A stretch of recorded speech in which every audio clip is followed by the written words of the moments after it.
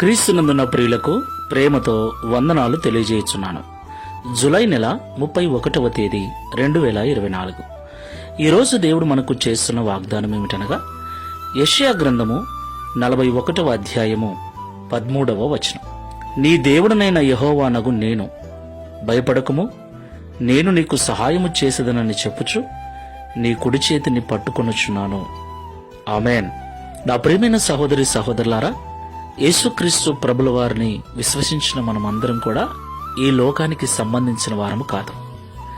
మనము పరలోక సంబంధులం.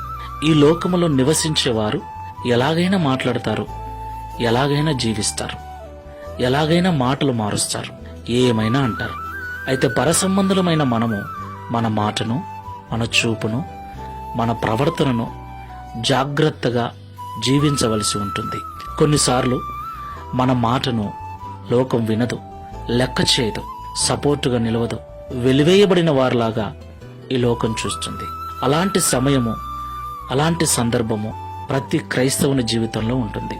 ఆ సమయంలో అనిపిస్తుంది, నిజంగా ఈ లోకంలో ఉండాలంటే, ఈ లోకంలో జీవించాలి అంటే, బ్రతకాలి అంటే భయం అనిపిస్తుంది. నిజంగా భయం అనిపిస్తుంది. అందరూ వ్యతిరేకులవుతారు.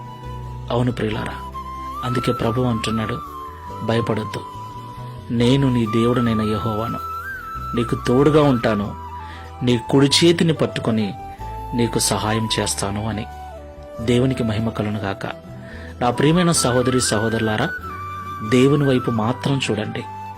బంధువుల వైపు, స్నేహితుల వైపు, ఎవరి వైపు ఎక్కువగా చూడకండి, ఎవరి మీద ఎక్కువగా ఆధారపడకండి. సమయం వచ్చినప్పుడు అందరూ మనల్ని విడిచి వెళ్ళిపోతారు, కానీ దేవుడు మాత్రం ఎన్నటికీ చేయి వదిలిపెట్టడు.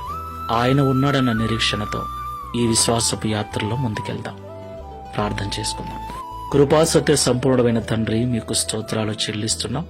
ఈ లోకము సాతాను సంబంధమైనదని, ఈ లోకాధిపతి వాడు అని, నిన్ను నమ్మిన బిడ్డలమైన మేము పరలోక సంబంధులమని మరొకసారి మాకు గుర్తు చేశారు.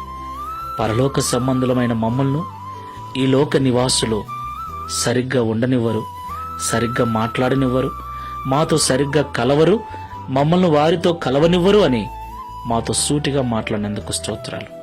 అలాంటి సందర్భమే వచ్చినప్పుడు ఒంటరితనంతో కృంగిపోయి, నలిగిపోయి ఆత్మహత్యలు చేసుకునే వారు కూడా ఈ లోకంలో లేకపోలేదు.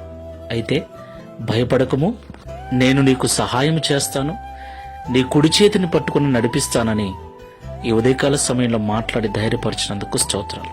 అలాంటి ఒంటరితనంలో, వెలివేయబడిన స్థితిలో, అందరూ ఉండి కూడా ఎవరూ లేని స్థితిలో భయంగా బ్రతుకుతున్న బిడలు ఎవరైనా ఉన్నట్లయితే ఈ మాటల ద్వారా ధైర్యపరిచి, బలపరిచి, ప్రార్థనాపూర్వకంగా ఈ విశ్వాసపు యాత్రలో ముందుకు వెళ్ళటకు సహాయం చేయమని, తద్వారా ఈ దిన వాగ్దానమును మా అందరి జీవితంలో నెరవేర్చి మీ నామమును మహిమపరచుకొనమని యేసు నామములో ప్రార్థిస్తున్నాము తండ్రి.